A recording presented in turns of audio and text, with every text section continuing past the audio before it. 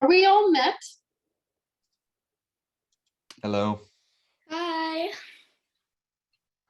I've arrived. Hi. Pat, Pat, and here's a marvelous convenient place for our rehearsal. Will not the audience be afeard of the lion? I fear it. I promise you.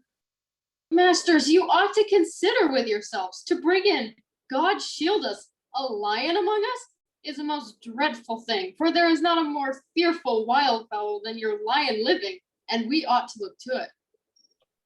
Therefore, a prologue must tell he's not a lion. Well, it shall be so.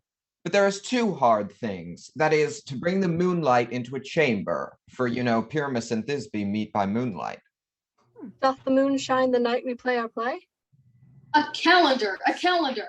Look in the almanac. Find out moonshine. Find out moonshine. Yes, it doth shine that night. Why, then may you leave a casement of the great chamber window where we play open, and the moon may shine in at the casement. Or else one must come in with a bush of thorns and a lantern, and say he comes to disfigure or to present the person of moonshine. Then there is another thing. We must have a wall in the great chamber, for Pyramus and Thisbe, says the story, talk through the chink of a wall. You could never bring in a wall. What say you, Bottom? Some man or other must present wall, and let him have some plaster, or some loam, or some rough cast about him, to signify wall, and let him hold his fingers thus, and through that cranny shall Pyramus and Thisbe whisper. If that may be, then all is well. Come, sit down, every mother's son, and rehearse your parts. Pyramus, you begin. When you have spoken your speech, enter into that break, and so everyone according to his cue. Speak, Pyramus. Thisbe, stand forth.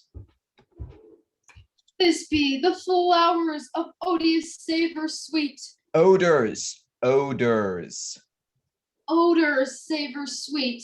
So hath thy breath, my dearest Thisbe dear. But hark, a voice. Stay thou but here a while, and by I will be to appear.